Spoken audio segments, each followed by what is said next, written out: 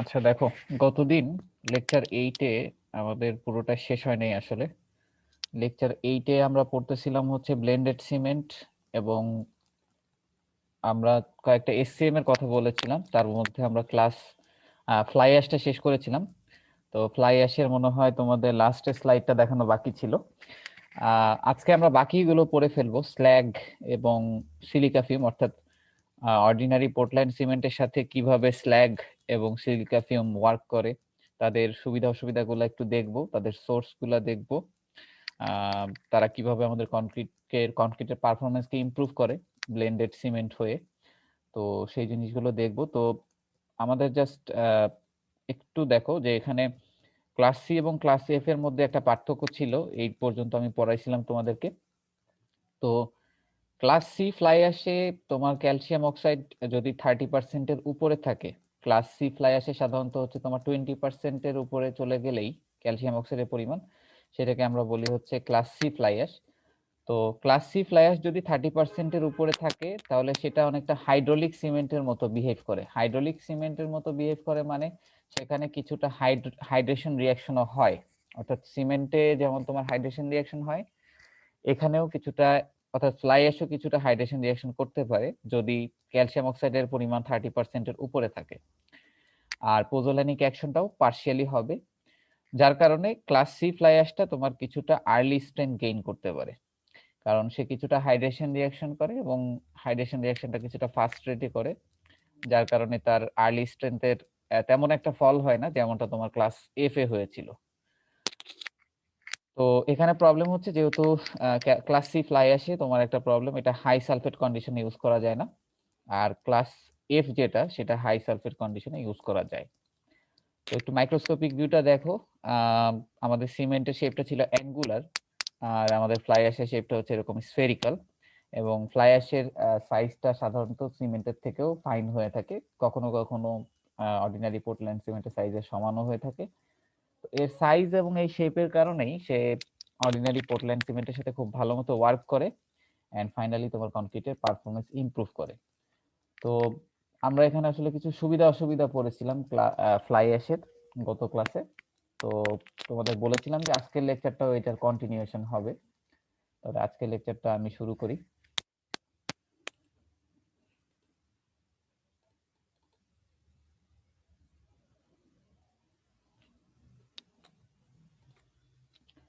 দেখো, আজকে লেকচার 9। আজকে আমাদের আলোচনার বিষয় হলো আমাদের যে দুটো এসসিএম আমরা বাকি রেখেছিলাম, যে স্ল্যাগ এবং সিলিকা ফিউম, আমরা তাদের সম্পর্কে পড়ব, এবং ব্লেন্ডেড সিমেন্টের সুবিধা অসুবিধাগুলো পড়ব। তারপর যদি সময় পাই আমরা স্ট্রেংথ কিভাবে গেইন করে, ডিউরেবিলিটি, মানে তাদের যে রেটটা বা তাদের যে কার্ভটা, সেটা একটা এক্সাম্পল দিয়ে তোমাদের বোঝানোর চেষ্টা করব। তো দেখো যে গ্রাউন্ড গ্রানুলেটেড ব্লাস্ট ফার্নেস স্ল্যাগ, এটা হচ্ছে আরেকটা এসসিএম। ফ্লাই অ্যাশ আমরা গতদিন পড়েছিলাম, আজকে হচ্ছে এই স্ল্যাগ এবং সিলিকা ফিউম দুটো বাকি ছিল, তো আমরা সেটা পড়ব। আমরা যদি কখনো অর্ডিনারি পোর্টল্যান্ড সিমেন্টের সাথে এরকম একটা স্ল্যাগ সার্টেন পার্সেন্টেজে রিপ্লেস করে দিই অর্ডিনারি পোর্টল্যান্ড সিমেন্টকে, তাহলেই কিন্তু আমরা ব্লেন্ডেড সিমেন্ট বানায় ফেলতে পারবো। তো আমরা ফ্লাই অ্যাশের সাথে কম্বিনেশন করতে পারি। তো আমাদেরকে যেটা বললাম যে আমরা কত পার্সেন্ট কম্বিনেশন করব এবং কত পার্সেন্ট সিমেন্টকে রিপ্লেস করব এবং কার সাথে কম্বিনেশন করব, এবং এই স্ল্যাগের সাথে আমরা অন্য কোনো এসসিএম, অ্যানাদার এসসিএম ইউজ করব কিনা, সেটাও ডিপেন্ড করতেছে আমার পারফরমেন্স অ্যাচিভের উপরে, অর্থাৎ আমি কি চাচ্ছি সেটার উপরে। তো আপাতত তোমরা জাস্ট এটাই ধরে নাও যে একটা ব্লেন্ডেড সিমেন্টের সাথে আমি আপাতত শুধু স্ল্যাগই মিশাইছি, এর মধ্যে আর অন্য কিছু মিশাই নেই। তো প্রথমেই তোমাদেরকে বলি যে আমরা যে কটা এসসিএম দেখলাম, প্রত্যেকটা হলো ওয়েস্ট প্রোডাক্ট, অর্থাৎ তোমার কোনো একটা কিছু ম্যানুফ্যাকচারিং এর সময় বাই প্রোডাক্ট হিসেবে তৈরি হয়। যেমন তোমরা একটু আমাকে বলো তো যে ফ্লাই অ্যাশ, এটার সোর্সটা কি ছিল? ফ্লাই অ্যাশ আর পাওয়ার জেনারেটিং স্টেশন, পাওয়ার জেনারেটিং স্টেশনে কয়লা পোড়াইতে গেছো, তুমি কিন্তু ফ্লাই অ্যাশ পেয়ে গেছো, ওইরকম একটা জিনিস। স্ল্যাগও হচ্ছে একটা ওয়েস্ট প্রোডাক্ট। তো আজকে দেখো যে স্ল্যাগের সোর্সটা আমরা একটু জানবো। স্ল্যাগের সোর্স, তো এটাকে বলা হচ্ছে গ্রাউন্ড গ্রানুলেটেড ব্লাস্ট ফার্নেস স্ল্যাগ। স্ল্যাগের সোর্সটা একটু দেখো, the glassy granular material formed when molten blast furnace slag, byproduct of iron manufacture, is rapidly quenched. It is blended in a pulverized state with Portland cement to form hydraulic mixture. আচ্ছা, এইটার source হচ্ছে তোমার iron manufacturing এর সময়, অর্থাৎ still manufacturing এর সময়। তোমরা কি স্টিল চ্যাপ্টারটা পড়ছো শুভ স্যারের পার্টে এখনো? না স্যার, এখনো শুরু হয়নি স্যার। আচ্ছা, ওখানে মনে হয় তোমাদেরকে স্টিল ম্যানুফ্যাকচারিং পড়াবে। না পড়ালেও হয়তো স্টিল কেমনে উৎপন্ন করে তার একটা সংক্ষিপ্ত বর্ণনা দেখতে পারবা সেখানে, যে হাই টেম্পারেচারে স্টিলকে পোড়ায় স্টিলের শেপ টেপ চেঞ্জ করে তুমি যে সার্টেন শেপে চাচ্ছ ওই শেপে নিয়ে ফাইনালি পাওয়া যায়। স্টিল ম্যানুফ্যাকচারিং এর সময় তোমার, হ্যাঁ স্যার বলো। একটু মনে হয় আপনার ইয়ারফোনে স্যার সমস্যা হচ্ছে, আই থিংক স্যার। স্যার একটা এক্সট্রা সাউন্ড আসতেছে। এক্সট্রা সাউন্ড আসতেছে এখন? স্যার এখন ঠিক আছে? ঠিক আছে। জি স্যার। আচ্ছা, তাহলে মনে হয় আমার হেডফোন জ্যাকের সমস্যা। আচ্ছা ঠিক আছে। তো স্টিল ম্যানুফ্যাকচারিং এর সময় তোমার একটা বাই প্রোডাক্ট হিসেবে তৈরি হয় হচ্ছে স্ল্যাগটা, যেটা হচ্ছে তোমার ওয়েস্ট প্রোডাক্ট বলা হয়। তো স্টিল ম্যানুফ্যাকচারিং এর সময় সিস্টেম থেকে স্ল্যাগটাকে বের করে ফেলা হয়, মানে এটা যেহেতু ওয়েস্ট প্রোডাক্ট বাই প্রোডাক্ট হিসেবে তৈরি হচ্ছে, এটা স্টিল ম্যানুফ্যাকচারিং এর কাজে লাগে না। তো ক্যালসিয়াম হাইড্রোক্সাইড অ্যাড করে এই স্ল্যাগটাকে ময়লা হিসেবে কাউন্ট করা হয়। ক্যালসিয়াম হাইড্রোক্সাইড অ্যাড করে এটাকে তোমার সিস্টেম থেকে স্ল্যাগটাকে বের করে নেওয়া হয়। তো এটা তুমি যেই স্ল্যাগটা পাবা সেটা হচ্ছে মোল্টেন ব্লাস্ট ফার্নেস স্ল্যাগ, অর্থাৎ প্রচুর গরম এবং তার ভিতরে প্রচুর ময়লা থাকে। তো এই যে স্ল্যাগটা, এই স্ল্যাগটাকে তুমি ফার্স্টে হচ্ছে ঠান্ডা করবা, র্যাপিডলি কুয়েঞ্চড, অর্থাৎ তুমি স্টিল ম্যানুফ্যাকচারিং এর সময় সাথে সাথে বের করার সাথে সাথে এটাকে ঠান্ডা করে ফেলতে হবে, কারণ এটাকে ঠান্ডা না করলে এটা শেপ চেঞ্জ হয়ে যাবে, অর্থাৎ এটা শেপটা ফিক্স হয়ে যাবে। এটাকে সাথে সাথে ঠান্ডা করে ফেলতে হবে। সাথে সাথে ঠান্ডা না করলে এটার প্রপার্টি কিন্তু ভ্যারি করবে। আর আমরা কিন্তু সবসময় চাবো যে আমাদের যে স্ল্যাগটা বা আমরা যে এসসিএমটা পাবো সেটা যেন পাউডার্ড ফর্মে থাকে। তো ঠান্ডা করার পরে তারপরে তুমি সিমেন্টের সাথে এটাকে ব্লেন্ড করে দাও, এরকম একটা জিনিস। তো এটার সোর্স সম্পর্কে আমরা জানলাম যে এটার সোর্স হচ্ছে স্টিল ম্যানুফ্যাকচারিং এর সময় এটা পাওয়া যাচ্ছে আর কি। তো এই স্ল্যাগের মূল উপাদান হচ্ছে তোমার silica or alumino silica, glass containing calcium or other basic elements. প্রত্যেকটা এসসিএম এর মোটামুটি দেখবা যে গতদিন দেখছিলাম যে ফ্লাই অ্যাশ ক্লাস সি এবং ক্লাস এফ ওদের মূল উপাদানও কিন্তু ছিল সিলিকা। আর আজকে স্ল্যাগ এবং সিলিকা ফিল্ম পড়বো, ওইটাতেও দেখবা যে মূল উপাদান হচ্ছে সিলিকা। তো সিলিকা থাকে, অ্যালুমিনো সিলিকা থাকে, আর কিছুটা ক্যালসিয়াম এবং অন্য এলিমেন্টও থাকে। তো তোমাদের এটার আমি কেমিক্যাল কম্পোজিশন ইচ্ছা করে আর দেখাই নাই, তোমরা জাস্ট জেনে রেখো যে এটার মূল উপাদান হচ্ছে সিলিকা, অনেকটা ফ্লাই অ্যাশের মতোই। তো এটা কি কি ইম্প্যাক্ট করতে পারে আমাদের কনক্রিটে, অর্থাৎ তুমি যদি স্ল্যাগ ইনসার্ট করে তোমার সিমেন্টে যদি তুমি ব্লেন্ডেড সিমেন্ট বানিয়ে সেটা দিয়ে কনক্রিট বানাও, তাহলে তোমার কনক্রিটে কি কি সুবিধা এবং অসুবিধা দেখা যাবে সেটা একটু দেখো। Slightly improves workability or about the same as OPC, অর্থাৎ ওয়ার্কেবিলিটিটা কিছুটা বৃদ্ধি করবে অথবা অর্ডিনারি পোর্টল্যান্ড সিমেন্টের সমান হবে। তো ওয়ার্কেবিলিটি সম্পর্কে তোমাদের গতদিন একটু বলেছিলাম যে আমাদের সিমেন্ট সিমেন্ট দিয়ে যখন আমরা কনক্রিটটা বানাবো, অর্থাৎ cement, sand, fine aggregate, coarse অ্যাগ্রিগেটকে যখন মিলিয়ে আমরা আমাদের কনক্রিট বানাবো, ওই কনক্রিটটাকে কম্প্যাকশন করতে অথবা ভাইব্রেট করতে আমার যত কম এনার্জি লাগবে, অর্থাৎ যত সহজে আমি কনক্রিটটাকে মিক্স করতে পারবো, যত সহজে আমি কনক্রিটটাকে হ্যান্ডলিং করতে পারবো, যত কম এনার্জি অ্যাপ্লাই করে আমি কনক্রিটটাকে কম্প্যাকশন করতে পারবো, সেটাই হচ্ছে গুড ওয়ার্কেবল কনক্রিট বলা হয় সেটাকে। তো ওয়ার্কেবিলিটি যদি বেশি হয় আমার কাজের সুবিধা হবে, আমাদের এই মিক্সিং, হ্যান্ডলিং এবং প্লেসিং স্টেজে আমাদের কাজের সুবিধা হবে। তো এই ওয়ার্কেবিলিটি বেশি রাখার বেশ কিছু অপশন আছে, যেমন পানি বাড়াই দিলে ওয়ার্কেবিলিটি বাড়ে, তবে পানি বাড়াই দিলে আবার তোমার কনক্রিটের স্ট্রেংথ কমে যাবে। সো ওয়ার্কেবিলিটিটা তুমি এইভাবে একটা এসসিএম ইনক্লুড করে তুমি ওয়ার্কেবিলিটিটা ইমপ্রুভ করতে পারো, বিশেষ করে স্ল্যাগ অ্যাড করলে। কারণ স্ল্যাগ অ্যাড করলে যেটা হয় যে স্ল্যাগের যে শেপটা, সেটা সিমেন্টের শেপ হচ্ছে তোমার অ্যাঙ্গুলার শেপের হয়ে থাকে, অ্যাঙ্গুলার শেপের হয়ে থাকে, আর স্ল্যাগের শেপটা হচ্ছে না অ্যাঙ্গুলার না রাউন্ডেড, অর্থাৎ কিছুটা থাকে অ্যাঙ্গুলার, কিছু থাকে হচ্ছে রাউন্ডেড বা স্ফেরিক্যাল, যার কারণে এটা সিমেন্টের সাথে খুব ভালো ওয়ার্ক করে। আর যত তোমার পার্টিকেল সাইজ রাউন্ডেড হবে তত বেটার ওয়ার্কেবিলিটি হবে, এটা একটা ফ্যাক্ট। আর এটার স্ল্যাগের সাইজটা মোটামুটি তোমার সিমেন্টের পার্টিকেলের সাইজের কাছাকাছি থাকে। আচ্ছা, একটু লাইনে থাকো, আমার একটা ফোন আসছে।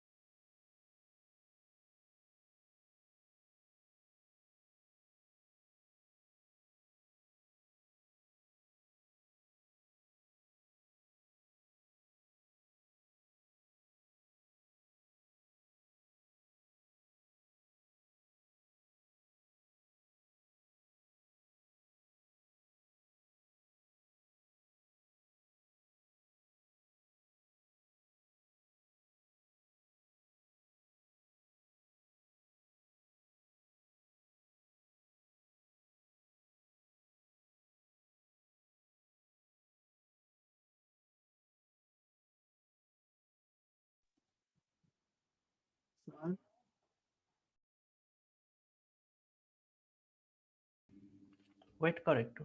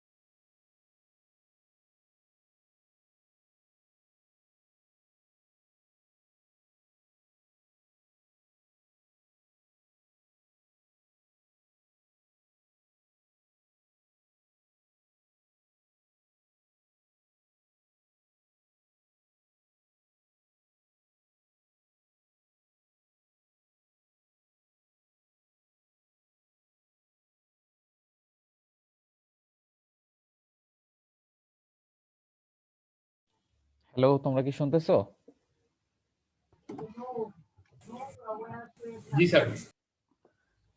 আচ্ছা, হ্যাঁ, দেখো যেটা বলতেছিলাম যে এটা আমাদের স্লাইটলি ওয়ার্কেবিলিটি বাড়ায় এটার সাইজ এবং শেপের কারণে। তো এটা তোমার সাইজ যদি খুব বেশি ছোট হয়ে যায়, মানে স্ল্যাগের সাইজ যদি অতিরিক্ত ছোট হয়ে যায়, তাহলে কিন্তু ওয়ার্কেবিলিটি বাড়বে না। তো এখানে আসলে অনেকগুলো ফ্যাক্ট আছে। অতিরিক্ত ছোট হয়ে গেলে আবার প্যাকড হয়ে যাবে। তো প্যাকড হয়ে গেলে তোমার ওয়ার্কেবিলিটি কিন্তু উল্টা কমবে।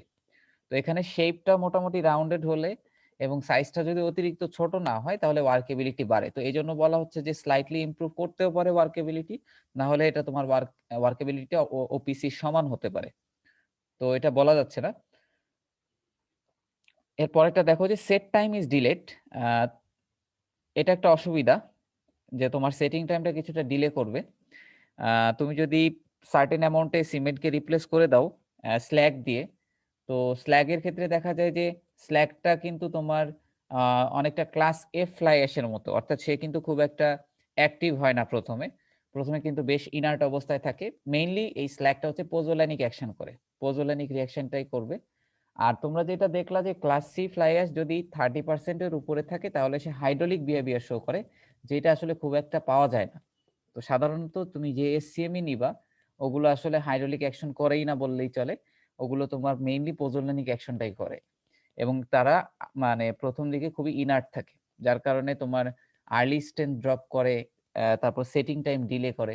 তো স্ল্যাগ যেহেতু তুমি সিমেন্টকে সার্টেন পার্সেন্টেজে রিপ্লেস করতেছো, তো স্ল্যাগটা তোমার সেটিং টাইম কিছুটা ডিলে করে দিবে, যেটা একটা অসুবিধা হয়ে দাঁড়ায়। এটাকে আবার সলভ করা যায় যদি আমরা কোনো অ্যাড মিক্সচার বা কেমিক্যাল ইউজ করি তখন। তো এটা তোমাদের আমি কনক্রিট চ্যাপ্টারে পড়াবো। আপাতত জেনে রাখো যে স্ল্যাগ এসএম হিসেবে ইউজ করলে সেটিং টাইমটা সাধারণত ডিলে হয়। আর একটা মোস্ট কমন পয়েন্ট যেটা তোমরা দেখবা যে প্রত্যেকটা এসসিএম আর্লি স্ট্রেন্থ গেইনটা ডিক্রিজ করে যায় আর লেটার স্ট্রেন্থটা ইনক্রিজ করে। পোজোল্যানিক অ্যাকশনের মাধ্যমে তোমার লেটার স্ট্রেন্থটা বাড়ে, অর্থাৎ ডিউরেবিলিটি বাড়বে, কিন্তু আর্লি স্ট্রেন্থটা ফল করবে।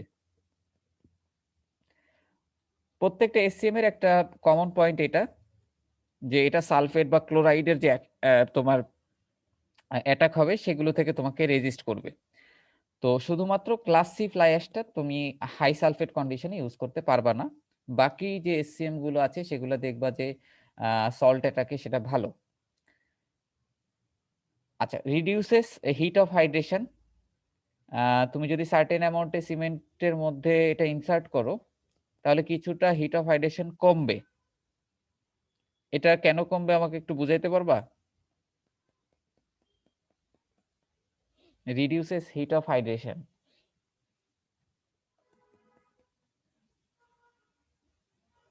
কিভাবে স্ল্যাগ ইনসার্ট করলে তোমার কনক্রিটের হিট অফ হাইড্রেশন কমতে পারে?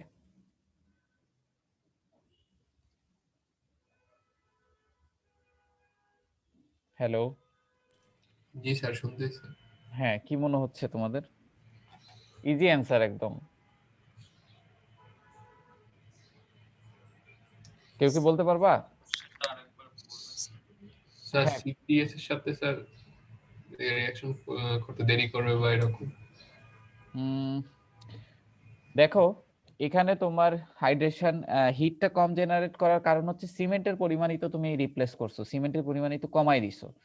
তো সিমেন্টের পরিমাণ যেহেতু তুমি কমাই দিছো, তুমি যদি 10%ও কমাও বা 15%ও কমাও, তুমি যতটুকু কমাবা সিমেন্ট ততটুকুর জন্যই সিমেন্টের জন্যই কিন্তু হাইড্রেশন রিঅ্যাকশনটা হবে এবং সেখান থেকে কিন্তু হিট আসবে। তো সিমেন্টকে তুমি যত পার্সেন্ট সরাইলা এতটুকু সিমেন্টের জন্য যে অ্যাডিশনাল হিটটা আসতো সেটা তো আর এখন আসবে না। তো তুমি যত পার্সেন্ট রিপ্লেস করবা তত পার্সেন্ট হিট কমবে, তবে আর্লি স্ট্রেন্থও কিন্তু ততখানি কমবে।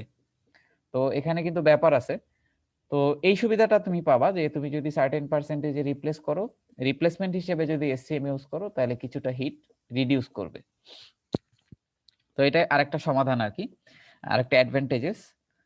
তো তোমরা যদি মাইক্রোস্কোপিক ভিউটা দেখো দেখবা যে স্ল্যাগেরটা কিছুটা অ্যাঙ্গুলার, কিছুটা আবার তোমার রাউন্ডেড শেপের হয়ে থাকে স্ল্যাগ।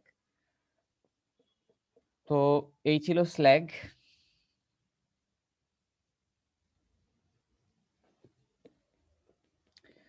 এখন দেখবো আমরা সিলিকা ফিউম। সিলিকা ফিউম হচ্ছে আমাদের লাস্ট এসসিএম কমন গুলার মধ্যে। সিলিকা ফিউমের সোর্সটা কি দেখো, এটা হচ্ছে একটা by product. Silica fume is a by product of the silicon and ferrosilicon metal manufacturing process produced in electric arc furnaces. আচ্ছা, সিলিকন এবং ফেরোসিলিকন মেটাল ম্যানুফ্যাকচারিং প্রসেসের সময় তোমার বাই প্রোডাক্ট হিসেবে সিলিকা ফিউম উৎপন্ন হয়, যেটা অনেকটা গ্লাসি পাউডারের মতো থাকে, যেটা আসলে একটা ওয়েস্ট প্রোডাক্ট, যেটাকে আমরা এখন আমাদের কনক্রিটে সিমেন্টে ইনসার্ট করে আমাদের কনক্রিটকে ইমপ্রুভ করব। এখন আমাকে বলো যে সিলিকন অ্যান্ড ফেরোসিলিকন মেটাল এইটা আসলে কোন কোন ধরনের মেটাল এগুলা?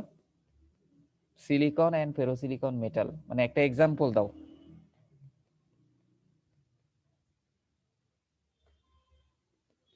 Silicon and ferrosilicon metal manufacturing এর সময় তো এটা উৎপন্ন হয়। তো সিলিকন এবং ফেরোসিলিকনের মেটাল কোনগুলা? স্যার ফেরাসের আকরিক, স্যার ফেরাস অথবা স্যার ম্যাগনেসিয়ামের আকরিক। মানে আমি ডিরেক্টলি এক্সাম্পল চাচ্ছি, যেমন গতটা বললা হচ্ছে স্টিল ম্যানুফ্যাকচারিং এর সময়, স্টিল ম্যানুফ্যাকচারিং এর সময় তৈরি হচ্ছে। তো সিলিকন এন্ড ফেরোসিলিকন হচ্ছে তোমার, আচ্ছা আমি বলে দিই, তোমাদের কম্পিউটারে যে চিপ গুলো আছে, মানে কম্পিউটারে যেই তোমাদের সার্কিট গুলো আছে বা কম্পিউটার চিপ বলে যেগুলোকে, ওগুলা কিন্তু প্রত্যেকটা সিলিকনের তৈরি। তো সিলিকন বা ফেরোসিলিকনের মেটাল ওই ধরনের জিনিসপত্র ম্যানুফ্যাকচারিং এর সময় বাই প্রোডাক্ট হিসেবে এই সিলিকা ফিউমটা উৎপন্ন হয়। তো এই সিলিকা ফিউমের মধ্যে কি থাকে? এটার মূল উপাদান হচ্ছে তোমার সিলিকা। তোমাদের বলছিলাম যে প্রত্যেকটা এসএমই মোটামুটি মূল উপাদান হিসেবে সিলিকা থাকে। আর এটা হচ্ছে ফাইনলি ডিভাইডেড ফর্মে থাকে এবং গ্লাসি পাউডার আকারে থাকে। সিলিকন ডাইঅক্সাইড গ্যাসকে কনডেন্স করে পাওয়া যায় ম্যানুফ্যাকচারিং এর সময়। সিলিকা ফিউমের একটা স্পেশাল বৈশিষ্ট্য হচ্ছে এটার পার্টিকেল সাইজ। এটার particle size 100 Times smaller than the typical particles of Portland cement. Portland সিমেন্টের, তোমরা যদি পোর্টল্যান্ড সিমেন্ট চিন্তা করো, সেটার পার্টিকেল সাইজ, পোর্টল্যান্ড সিমেন্ট পুরাটা একটা পাউডারের মতো, সেটার পার্টিকেল সাইজই তো অনেক ছোট। পোর্টল্যান্ড সিমেন্টের পার্টিকেল সাইজের থেকেও 100 গুণ স্মলার হচ্ছে তোমার সিলিকা ফিউমের পার্টিকেল সাইজ। তাহলে চিন্তা করতেছো যে এটার ফাইননেস কত বেশি সিলিকা ফিউমের। সিলিকা ফিউমের এই অতিরিক্ত ফাইননেস থাকার কারণেই তুমি কিছু সুবিধা পাবা, কিছু অসুবিধা পাবা। তো সুবিধাটা আগে বলি, যেহেতু পার্টিকেল সাইজ তোমার অনেক ছোট, 100 গুণ ছোট, এক একটা পার্টিকেল সাইজ সিমেন্টের থেকে 100 গুণ ছোট, যার কারণে এখানে প্যাকিংটা ভালো মতো হবে। কেমনে ভালো মতো হবে? এরা যখন রিঅ্যাকশন করবে ক্যালসিয়াম হাইড্রোক্সাইড এবং পানির সাথে, অর্থাৎ পোজোল্যানিক অ্যাকশন করবে, সিলিকা ফিউমও পোজোল্যানিক অ্যাকশন করবে। এরা যে সিএসএইচ জেল তৈরি করবে, এই সিএসএইচ জেলটা হচ্ছে অতিরিক্ত পরিমাণে যে তোমার মানে তোমার যেই অতিরিক্ত প্যাকিং হওয়ার পিছনে রিজন হচ্ছে অতিরিক্ত সিএসএইচ জেল এখানে তৈরি হবে। অতিরিক্ত ফাইননেস থাকার কারণে অতিরিক্ত পরিমাণে কিন্তু সে সারফেস এরিয়া পেয়ে অতিরিক্ত সিএসএইচ জেল তৈরি করবে, যার কারণে তোমার এখানে প্যাকিংটা ভালো মতো হবে। আর প্যাকিংটা ভালো হওয়ার কারণে তুমি কিন্তু ডিউরেবিলিটি একটু বেশি পাবা, অর্থাৎ হাই স্ট্রেংথটা একটু বেশি পাবা পরবর্তীতে নর্মাল গুলোর তুলনায়। তুমি যদি ইউজ করতা, স্ল্যাগ ইউজ করতা বা ফ্লাই অ্যাশ ইউজ করতা, তাহলে যতটুকু পাইতা তার থেকেও বেশি পাবা হচ্ছে এই সিলিকা ফিউমে। তো এটাকে আমরা পোজোলান হিসেবে অ্যাড করি, কারণ এটা শুরুর দিকে পুরাটাই কোনো ধরনের সিমেন্টিশিয়াস বিহেভিয়ার শো করে না, কিন্তু যখনই তুমি এটার মধ্যে পানি বা ক্যালসিয়াম হাইড্রোক্সাইড দিবা, তখনই সে সুপার একটা ফরম্যাটে চলে যাবে, অতিরিক্ত সিএসএইচ জেল তৈরি করে অতিরিক্ত প্যাকিং দিয়ে তোমাকে অতিরিক্ত ডিউরেবিলিটি প্রোভাইড করবে। কিন্তু সিলিকা ফিউমের অসুবিধা হচ্ছে এটা আসলে এতটা অ্যাভেলেবেল পাওয়া যায় না, যেমনটা তুমি ফ্লাই অ্যাশ বা স্ল্যাগকে পাবা, এই সিলিকা ফিউমকে কিন্তু তুমি এতটা ইজিলি অ্যাভেলেবেল পাবা না। এটা একটা প্রবলেম। আর এই অতিরিক্ত ছোট সাইজ হওয়ার কারণে একটা সুবিধা পড়লা, এটার কিছু অসুবিধাও আছে যেটা আমরা দেখতেছি। অতিরিক্ত প্যাক হওয়ার কারণে তোমার পারমিএবিলিটি কিছুটা কমবে, এটা তো বুঝতেছো যে তোমার যে পোর স্পেস গুলো থাকবে, সেই পোর স্পেস গুলোতে এই ছোট পার্টিকেল গুলো স্থান করবে, আস্তে আস্তে সে আরো প্যাক হইতে থাকবে, কারণ অতিরিক্ত সিএসএইচ জেল তৈরি করবে, প্রত্যেকটা পার্টিকেলের বাইরে বাইরে সিএসএইচ জেল তৈরি হতে থাকবে, কোনো ধরনের কোনো পোর স্পেস তোমার ওইভাবে থাকে না, যার কারণে পারমিএবিলিটি অনেকখানি কমে যাবে। যেখানে তোমার স্ট্রাকচারটা পানির সংস্পর্শে আসবে সেখানে কিন্তু এটা বেটার পারফর্ম করবে। আর এটা ইনক্রিজ স্ট্রেংথ, এই স্ট্রেংথটা কিন্তু letter strength, not early strength. Silica fume বলো বা যাই বলো, প্রত্যেকটাতে আর্লি স্ট্রেংথে একটা ফল হবে।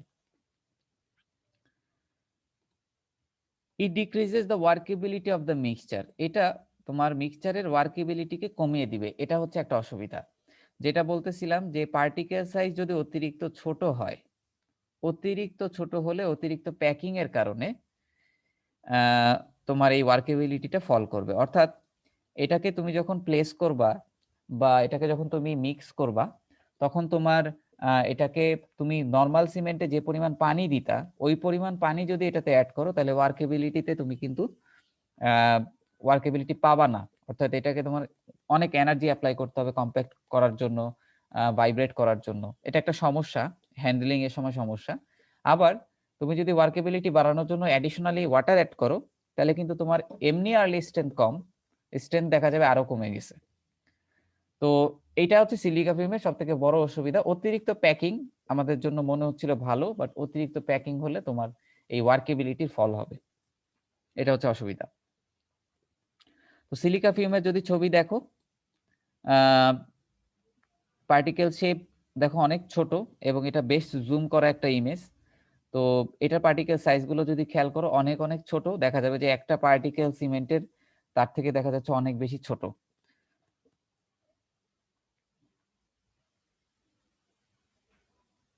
তো আমরা 4টা এসসিএম সম্পর্কে পড়লাম। এখন 4টা এসসিএম এর ছবি দেখো, যে সিমেন্ট এটার তোমাদের মাইক্রোস্কোপিক ভিউ আমি আগেও দেখাইছি। এটা দেখো কিছুটা অ্যাঙ্গুলার শেপের। ফ্লাই অ্যাশের দিকে যদি তাকাও, সে হচ্ছে তোমার স্ফেরিক্যাল শেপের। তুমি যদি স্ল্যাগের দিকে তাকাও, সে কিছুটা অ্যাঙ্গুলার কিছুটা স্ফেরিক্যাল শেপের। আর তুমি যদি সিলিকা ফিল্মের দিকে তাকাও, তাহলে দেখবা যে সিমেন্টের একটা পার্টিকেলের চেয়ে 100 গুণ ছোট। এটা হয়তো ছবির দিকে তাকালেই মোটামুটি বোঝা যাচ্ছে যে কি পরিমাণ ফাইন এখানে আছে। তো এই 4টা এসসিএম, সরি 3টা এসসিএম সম্পর্কে আমরা পড়লাম। 3টাই হচ্ছে বেশি ইউজ করা হয়, তার মধ্যে ফ্লাই অ্যাশটা আমরা সব থেকে বেশি কমন, অতিরিক্ত ইউজ করা হয় ফ্লাই অ্যাশ। তো এরা আমাদের কনক্রিটের পারফরমেন্সকে এভাবে করে বাড়াচ্ছে।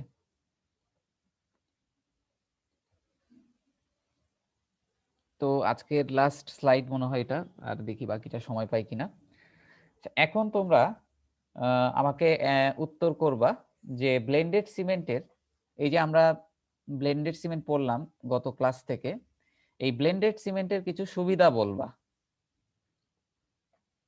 কিছু সুবিধা বলবা, আমি তোমাদের কথার সাথে স্লাইডে মিলাই নিব।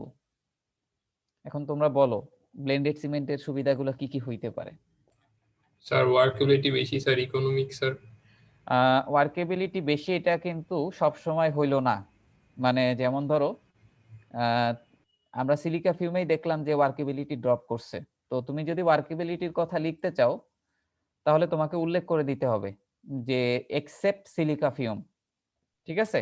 জি স্যার। স্যার ফাইন টেক্সচার দেয় অর্ডিনারি পোর্টল্যান্ড সিমেন্ট থেকে। ফাইন টেক্সচার দিয়ে সারফেসে ফাইন টেক্সচার দিয়ে লাভ কি হয়?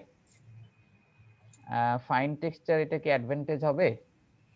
আলটিমেটলি তুমি তো এটার ইসের সাথে মিলাবা, ওই যে কি বলে কোর্স অ্যাগ্রিগেট ফাইন অ্যাগ্রিগেটের সাথে মিলাবা। তুমি বলতে পারো এটা একটা স্মুথ সারফেস দেয়, যেটা ওয়ার্কেবিলিটির মধ্যেই পড়ে গেছে আসলে। স্যার এটা ইকোনমিক স্যার অনেক। আচ্ছা, এটা ইকোনমিক হচ্ছে মানে কারণ তুমি রিপ্লেসমেন্ট হিসেবে ইউজ করতেছো, এটা একটা পয়েন্ট হতে পারে। আর কি কি হতে পারে? স্যার এই যে পরিবেশে স্যার যেগুলো ওয়েস্ট প্রোডাক্ট আছে সেগুলো স্যার কাজে লাগাচ্ছি স্যার, তাহলে পরিবেশ দূষণ থেকে বাঁচতেছে স্যার। পরিবেশ দূষণ থেকে বাঁচতেছো? ওয়েস্ট প্রোডাক্ট গুলা না, পরিবেশ দূষণ না। তুমি বলতে পারো যে ওয়েস্ট প্রোডাক্ট গুলাকে যেখানে ফালানো হচ্ছে, মানে ওই জায়গাটা থেকে তুমি যেহেতু ফ্লাই অ্যাশ নিচ্ছ, মানে ওয়েস্ট প্রোডাক্টকে ইউজ করতেছো কাইন্ড অফ, তো ওইটা আসলে ইকোনমির মধ্যেই পড়ে যায়। অর্থাৎ তুমি এটা তো বলতে পারো না যে ইয়ার্ড, মনে করো যে অনেকখানি ফ্লাই অ্যাশ ফেলানো আছে কোনো একটা জায়গায়, তুমি ওইটাকে তো পুরাটা নিয়ে আসবা না, ওটা থেকে কিছু একটা অ্যামাউন্ট আনবা। যদি পুরাটা আনতা তাহলে বলতে পারতো ওই জায়গাটাকে তুমি সেভ করছো ওয়েস্ট প্রোডাক্টটাকে এনে। সো ডিরেক্টলি বলা যাচ্ছে না, ইকোনমি বললে আসলে ওটার মধ্যেই তোমার ওয়েস্ট প্রোডাক্ট চলে আসলো। স্যার লেটার স্ট্রেনচারটা বেশি হবে স্যার। ডিউরেবিলিটি বাড়বে, জি স্যার। নরমালের তুলনায় ডিউরেবিলিটি বাড়বে। আর কি হইতে পারে?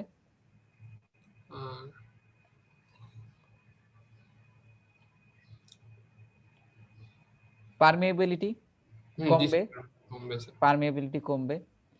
আর কি হইতে পারে? একজনই বলতেছো, বাকিরা কোথায় তোমরা? বলো তোমরা, দেখি তো, চেষ্টা করো কি কি হইতে পারে।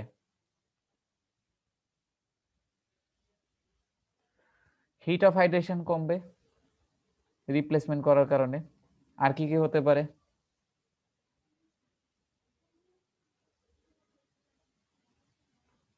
আচ্ছা, তোমরা যদি না বলো তাহলে আমরা স্লাইডেই দেখবো। এখন কিছু ডিসঅ্যাডভান্টেজ বলো। স্যার কিছু কিছু যেগুলো থাকে স্যার এইগুলোতে স্যার এই স্ফেরিক্যাল শেপটা স্যার অনেক বেশি ফাইন হয়ে যায়, তখন স্যার এটা সমস্যা করে স্যার। যখন ওয়ার্কেবিলিটি কমে আর কি, মানে ওয়ার্কেবিলিটি কমে লিখলে ওটা তোমার সিলিকা ফিল্ম উল্লেখ করে দিতে হবে, কারণ ওটা তো একটা না, মানে একটার ক্ষেত্রে এক এক রকম হয়, মানে একটার ক্ষেত্রে আলাদা হয়, তো ওটা উল্লেখ করতে হবে। আর কি হতে পারে ডিসঅ্যাডভান্টেজ? আর্লিয়ার স্ট্রেংথ কমায় দেয়। আর্লি স্ট্রেংথ কমায় দেয় না লেটার স্ট্রেংথ কমায় দেয়? স্যার এই যে ইনিশিয়াল টাইম সেটিংটা স্যার ইসের বাড়ে স্যার, ইনিশিয়াল সেটিং টাইমটা বাড়ে, এটা একটা পয়েন্ট। আর সবথেকে ইম্পর্টেন্ট পয়েন্টটাই বলো নাই, আর্লি স্ট্রেংথ ফল করবে, এটা হলো সবথেকে ইম্পর্টেন্ট পয়েন্ট। আর্লি স্ট্রেংথ ফল করবে, সেট টাইম ডিলে হবে, আর ওয়ার্কেবিলিটি দেখা যাবে যে একটার ক্ষেত্রে খারাপ হচ্ছে, যেটা সিলিকা ফিউম, ওটা উল্লেখ করে দিতে হয় যদি তোমরা উল্লেখ করো। এই আর কি, দেখো মোটামুটি উপরে আলোচনা পড়লে তুমি ব্লেন্ডেড সিমেন্টের ইয়াগুলো বুঝতে পারবা। স্যার ইনিশিয়াল সেটিং টাইমটা স্যার ইসের যদি ডিলে হয় সেক্ষেত্রে স্যার আমাদের জন্য ভালো না? হ্যাঁ ভালো, কিন্তু এটা অতিরিক্ত ডিলে হয়, যেটা আবার খারাপ। তো মানে অতিরিক্ত ডিলে হয়ে গেলে সেটা আবার সমস্যা, মানে এটার জন্য তোমার অতিরিক্ত ডিলে হয়ে যায় আর কি। যদি তুমি বেশি রিপ্লেস করো তাহলে অতিরিক্ত ডিলে হয়ে যাবে। Advantages and disadvantages of blended cement, দেখো এই কোর্সটা এভাবেই পড়তে হবে। তুমি যদি মোটামুটি দেখো অ্যাডভান্টেজ ডিসঅ্যাডভান্টেজ কিন্তু অলরেডি তোমরা 4টা বা 3টা পয়েন্ট অলরেডি বলে ফেলছো আগের আলোচনা থেকেই।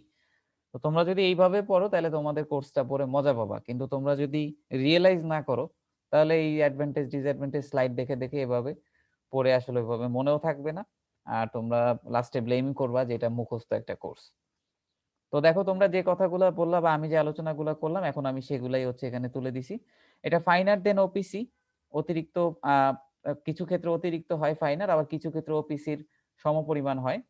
তো ফাইনার হলে কি হবে ওটা পরে বলতেছি। তো high long term strength, higher long term strength due to its pozzolanic reaction, অর্থাৎ এটার ডিউরেবিলিটি বলো বা লেটার স্ট্রেংথ বলো বা লং টার্ম স্ট্রেংথটা বেশি হয় পোজোল্যানিক অ্যাকশনের কারণে। ওয়ার্কেবিলিটি, এটা তোমার improves workability of concrete and eases placing, workability বেশি হওয়ার কারণে তোমার প্লেসিং এ সুবিধা হয়। আর এখানে আমি উল্লেখ করে দেই নাই, তোমরা একটু বেটার লিখে দিবা যে এক্সেপ্ট সিলিকা ফিউম, কারণ সিলিকা ফিউম কিন্তু ওয়ার্কেবিলিটি কমায় দেয়। তুমি এখন কিন্তু ব্লেন্ডেড সিমেন্ট নিয়ে কথা বলতেছো, তো ব্লেন্ডেড সিমেন্ট কিন্তু তুমি যদি এসসিএম চেঞ্জ করে ফেলো ব্লেন্ডেড সিমেন্টের প্রপার্টি চেঞ্জ হয়ে যাবে। সো এখানে একটু উল্লেখ করে দিবা যদি ওয়ার্কেবিলিটি টার্মটা তোমরা লিখতে যাও। reduces water demand, gives higher strength in concrete। আচ্ছা একটা জিনিস একটু মাথায় রাখবা যে তোমাদের প্রত্যেকটা এসসিএম ওয়াটার ডিমান্ড কমায় ফেলে, প্রত্যেকটা এসসিএম ওয়াটার ডিমান্ড কমায় ফেলে, এটা হচ্ছে প্রত্যেকটা এসসিএম এর একটা কমন বৈশিষ্ট্য। তো ওয়াটার ডিমান্ডটা কমানোর ফলে ডিউরেবিলিটি বাড়ে, এটাও হচ্ছে আরেকটা রিজন। ডিউরেবিলিটি বাড়ানোর জন্য এই পোজোল্যানিক অ্যাকশনও করা লাগে, আবার এখানে তোমার ওয়াটার ডিমান্ড কম লাগে। কমার কারণ হচ্ছে তোমার সিমেন্ট রিপ্লেস করে দিচ্ছ, আর সিমেন্টের জন্য যে শুরুতে হাইড্রেশনটা লাগে সেটার জন্য যতটুকু পানি লাগে সেটা তো কিছুটা কমে যাবে, কারণ সিমেন্টের পরিমাণ তুমি কিছুটা সরাই ফেলছো আর কি, এই জন্য ওয়াটার ডিমান্ডটা কম লাগে। এখানে এই টার্মটা দেখো যে less bleeding and segregation due to its less water requirement, water কম লাগার পিছনে তুমি কিছুটা স্ট্রেংথ বেশি পাবা, আর তোমার কনক্রিটে ব্লিডিং বা সেগ্রিগেশন যে ফেনোমেনা এটাও কিছুটা কমে যাবে। এখন ব্লিডিং আর সেগ্রিগেশন মনে হয় তোমরা চিনো না এখনো, তো এটা আমরা কনক্রিট চ্যাপ্টারে পড়বো, আমি সংক্ষেপে একটু বলে যাই। ব্লিডিং হচ্ছে তোমার কনক্রিট কাস্ট করার পরে কনক্রিটের উপরে সারফেসে যদি পানি দেখো, পানি জমা হয় ভিতর থেকে, কনক্রিটে পানি ফ্লো হয়ে যদি উপরে সারফেসে জমা হয় তাকে বলা হয় ব্লিডিং। তো এই ব্লিডিং এর পিছে মূল রিজন হচ্ছে অতিরিক্ত যদি তুমি পানি অ্যাড করে কাস্ট করো তখন এই ব্লিডিংটা হয়, যেটা আমাদের জন্য খারাপ।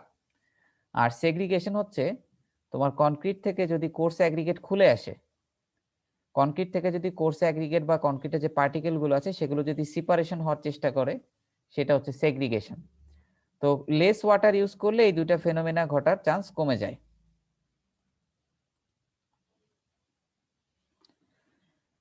Less heat of hydration results in lower thermal expansion and less possibility of thermal shrinkage crack afterwards। তো থার্মাল এক্সপ্যানশন এবং থার্মাল shrinkage cracking কমে যায় কারণ তোমার হিট অফ হাইড্রেশনটা তুমি কিছুটা কমাইতে পারো, যেটা ওই একটু আগেই বলতেছিলাম যে সিমেন্টকে রিপ্লেস করা হচ্ছে সার্টেন অ্যামাউন্টে, তো হিটটা আগের তুলনায় কম জেনারেট করে।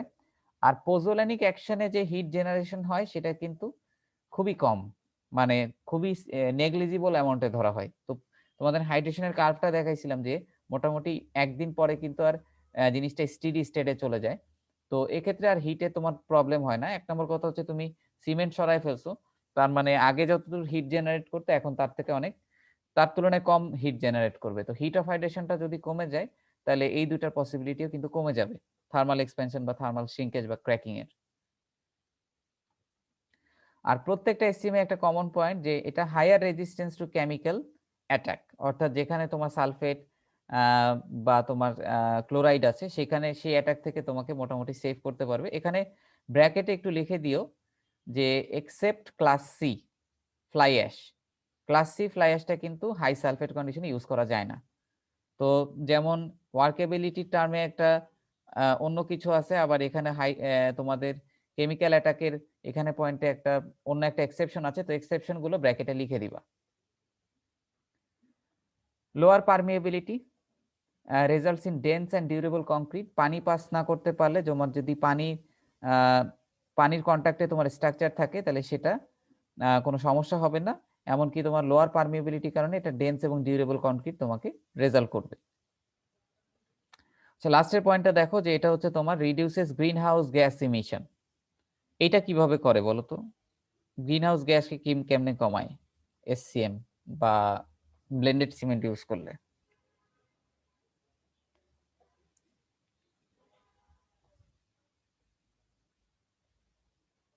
স্যার আরেকবার বলুন স্যার কোশ্চেনটা স্যার। মানে এখানে লাস্ট পয়েন্টটা দেখো যে reduces green house gas emission, মানে ব্লেন্ডেড সিমেন্ট কিভাবে গ্রিন হাউস গ্যাস কমানোতে ভূমিকা রাখতেছে সেটা বলতেছে। স্যার ফ্লাই অ্যাশটা ইউজ করে এই কারণে। ফ্লাই অ্যাশটা ইউজ করলে গ্রিন হাউসের সাথে সম্পর্কটা কি? স্যার ফ্লাই অ্যাশটা তো বেসিক্যালি আমরা কার্বনটা করতেছি না স্যার, এটা তো আপনার পরিবেশে ছড়াতে পারছে না স্যার। না, তুমি উল্টাটা বললা। সিমেন্ট ম্যানুফ্যাকচারিং এর সময় কার্বন ডাই অক্সাইড গ্যাস বের হয়। তো যার কারণে কিন্তু সিমেন্ট ম্যানুফ্যাকচারিং এর সময় কার্বন ডাই অক্সাইড গ্যাস বের হওয়ার কারণে কিন্তু সেটা গ্রিন হাউসের জন্য কিন্তু দায়ী mainly carbon die oxide. Carbon die oxide কিন্তু তার মধ্যে একটা গ্যাস, দায়ী গ্যাসগুলোর মধ্যে। তো সিমেন্ট ম্যানুফ্যাকচারিং এর সময় এটা উৎপন্ন হয়। তো তুমি এসসিএম ইউজ করে, মানে ব্লেন্ডেড সিমেন্টে তো এসসিএম অ্যাড করবা, এর মাধ্যমে তুমি সিমেন্টের পরিমাণটা অর্থাৎ সিমেন্টের ডিমান্ডটা কিছুটা কমাচ্ছ। তো ওই হিসেবে বলা যাচ্ছে যে এটা কিছুটা green house gas emission reduce করতেছে। তুমি যেহেতু সিমেন্টের উপরে ডিমান্ড কমাচ্ছ, তুমি যত দূরই রিপ্লেস করো কিছুটা হলেও তো ডিমান্ড কমাচ্ছ। ওই হিসেবে বলা যায় যে পার্শিয়ালি এটা গ্রিন হাউস গ্যাস এমিশনকে রিডিউস করে। এই হচ্ছে সুবিধা। তোমাদের মাথায় যদি আরো সুবিধা আসে আলোচনা বুঝে তোমরা সেগুলো লিখতে পারো। ডিসঅ্যাডভান্টেজ, এইটার অতিরিক্ত স্লো রেটে হাইড্রেশন হয় ওই সিমেন্ট কমানোর কারণে আর কি। এখানে তোমার সেটিং টাইমটা বাড়ে। এটা আবার সলভ করা যায় অ্যাডমিক্সচার অ্যাড করে। আর এটার মূল সমস্যা হচ্ছে লোয়ার আর্লি স্ট্রেংথ। এটার আর্লি স্ট্রেংথটা অনেক কম হয়, তো যার কারণে এটা হচ্ছে মূল অসুবিধা। তো আমরা ব্লেন্ডেড সিমেন্ট ইউজ করব আমাদের পারফরমেন্স বেসিসে, যে আমাদের কখন কোনটা লাগবে। যদি আমাদের ডিউরেবিলিটি কনসার্ন হয় তখন আসলে ব্লেন্ডেড সিমেন্ট ইউজ করা হয়, বাট আর্লি স্ট্রেংথ তখন আমাদেরকে কম্প্রোমাইজ করতে হবে। তো অনেকগুলো আসলে এখানে ফ্যাক্টর আছে। তো তুমি চাইলে কত পার্সেন্ট মিশাবা, কিভাবে মিশাবা, সেগুলো অবশ্যই তোমার ডিমান্ড অনুযায়ী তোমাকে কাজ করতে হবে। তো তুমি আন্দাজে আসলে মিক্স করলে তুমি কিন্তু প্রপার রেজাল্ট পাবা না, উল্টা নেগেটিভ রেজাল্ট পাবা। সো এগুলো ইউজ করার সময় অবশ্যই তোমার ডিমান্ডটা কি এবং তুমি এটার ক্ষতিকর দিকগুলো কি কি হতে পারে সবকিছু চিন্তা করে তোমাকে একটা এসসিএম চুজ করতে হবে। মানে চাইলেও একটা ইউজ করলে এরকম না আসলে বিষয়টা, কারণ এক একটা প্রপার্টি এক এক রকম। এবং তোমাদের এই জন্যই এই চ্যাপ্টারটা পড়ানো, যে তোমরা অনেক সময় কনক্রিট ইমপ্রুভমেন্টের ক্ষেত্রে আমরা এই এসসিএম গুলো ইউজ করি। তো প্রত্যেকটা সম্পর্কে আমরা বেসিকটা জানলাম, প্রত্যেকটা এসসিএম সম্পর্কে তাদের জেনারেল যে ফিচার্স গুলো আছে সেগুলো সম্পর্কে আমরা জানলাম।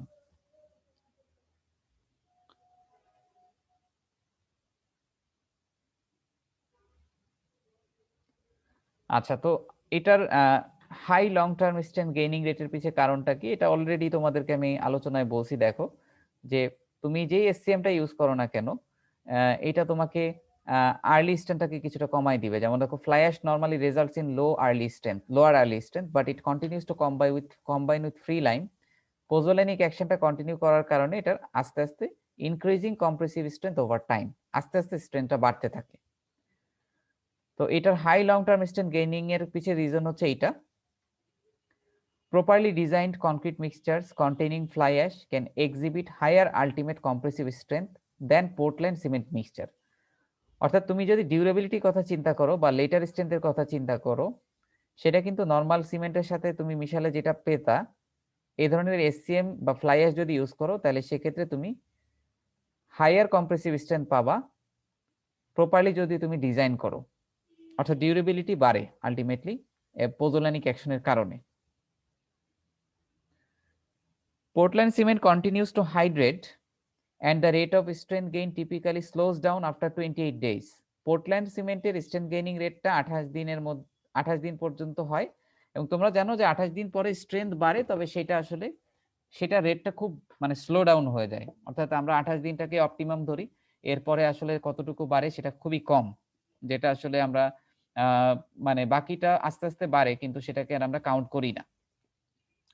অন্যদিকে তুমি যদি ফ্লাই অ্যাশ দিয়ে যদি কনক্রিট বানাও, however continue to gain strength beyond 28 days, অর্থাৎ তুমি যদি এসসিএম হিসেবে ফ্লাই অ্যাশকে অ্যাড করো তাহলে তুমি 28 দিনের পরেও কনক্রিটের স্ট্রেংথ নিতে পারবা at a rate greater than plain Portland cement। Portland সিমেন্টে যেমন 28 দিন পরে স্লো ডাউন হয়ে যায়, এটা আর ওইভাবে স্লো ডাউন হয় না।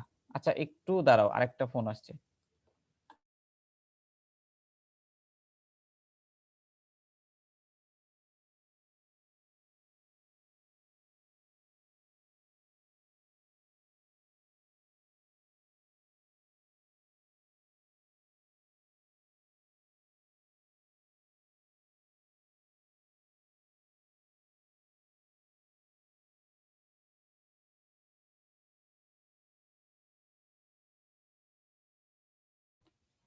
আচ্ছা, তো দেখো যেটা বলতেছিলাম যে পোর্টল্যান্ড সিমেন্টে 28 দিন পরে তোমার স্ট্রেংথ গেইনিং রেটটা স্লো ডাউন করে, আর তুমি যদি ফ্লাই অ্যাশ অ্যাড করো 28 দিন পরেও কিন্তু স্ট্রেংথটা বাড়তে থাকে, এবং এটাই কিন্তু বৈশিষ্ট্য এসসিএম এর।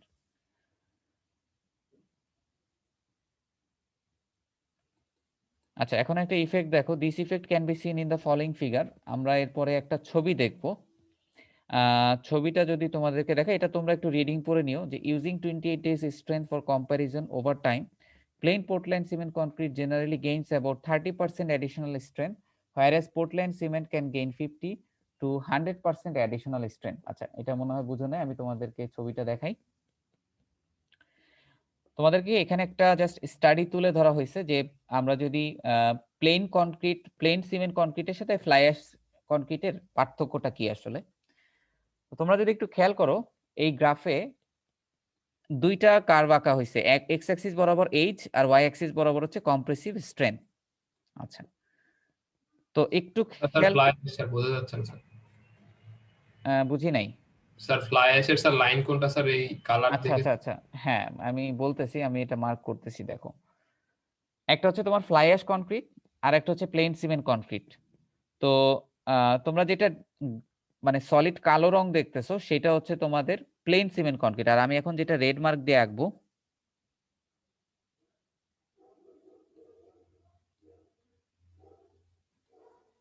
আচ্ছা দাঁড়াও,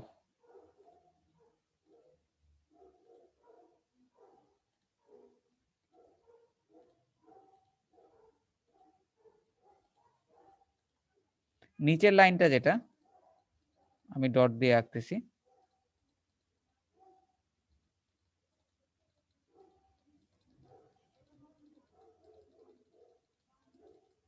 এখন আশা করি বোঝা যাচ্ছে।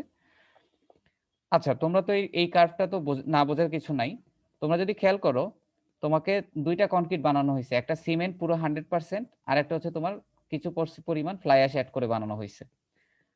তো যদিও তোমার এই স্ট্রেংথ কার্ভটা ফ্লাই অ্যাশের পরিমাণের উপর ডিপেন্ড করবে যে কতটুকু দিচ্ছ, বাট আমরা তাও হচ্ছে একটু দেখি। তোমরা একটু মিউট করো, কারো মনে হয় অন আছে ইয়া। আচ্ছা, এই যে ব্ল্যাক মার্ক করা সেটা হচ্ছে তোমার প্লেন সিমেন্ট কনক্রিটের। তোমরা যদি খেয়াল করো সেটার আর্লি স্ট্রেংথ কিন্তু বেশি, আর এখানে কিন্তু অল্প বেশি মনে হচ্ছে, কিন্তু অল্প বেশি না। কারণ হচ্ছে তোমার এখানে স্কেলিংটা অনেক ছোট ছোট আঁকা হয়েছে, স্কেলিংটা যদি বড় করতাম তাহলে পার্থক্যটা বোঝা যেত। তো দেখো যে 3 দিনের যদি স্ট্রেংথ আর্লি স্ট্রেংথের কথা চিন্তা করো, এটা আসলে ভালো পরিমাণে বেশি, 500 পিএসআই মতো হচ্ছে বেশি পাবা বা 700 পিএসআই মতো বেশি পাবা প্লেন সিমেন্ট কনক্রিটে। তো এটা তো আমরা সবাই জানি যে প্লেন সিমেন্ট কনক্রিটের আর্লি স্ট্রেন্থ বেশি হবে। তো দেখো যে 28 দিন পরে যে এই কার্ভটা যদি দেখো, এটা কিন্তু আস্তে আস্তে স্লো ডাউন করে গেছে এবং সে কিন্তু অল্প অল্প পরিমাণে বাড়ছে, আগের মতো বাড়ে নাই। আর তুমি যদি ফ্লাই অ্যাশেরটা দেখো, এখন নিচেরটা হচ্ছে ফ্লাই অ্যাশেরটা, ফ্লাই অ্যাশের ক্ষেত্রে আর্লি স্ট্রেন্থ কিন্তু হিউজ অ্যামাউন্টে কম, এবং এটার যদি তুমি লেটার স্ট্রেন্থ দেখো 28 দিন পরে, এই উপরের কার্ভের স্লোপটা দেখো আর নিচেরটা স্লোপটা দেখো, উপরের কার্ভের গেইনিং রেট কিন্তু বেশি। তো তোমরা জাস্ট টিপিক্যাল শেপটা মাথায় রাখবা যে কোনটার আর্লি স্ট্রেন্থ বেশি, কোনটার লেটার স্ট্রেন্থ বেশি, তাইলেই হবে। তো এই হলো এটার স্ট্রেন্থ গেইনিং রেটের পার্থক্য। তো আমার এখনই একটা ক্লাস আছে, তোমাদেরও মনে হয় ক্লাস আছে, তো তোমাদের যদি কোশ্চেন থাকে নেক্সট ক্লাসে আলোচনা করব, ঠিক আছে? জি স্যার। তাহলে আজকে এই পর্যন্তই।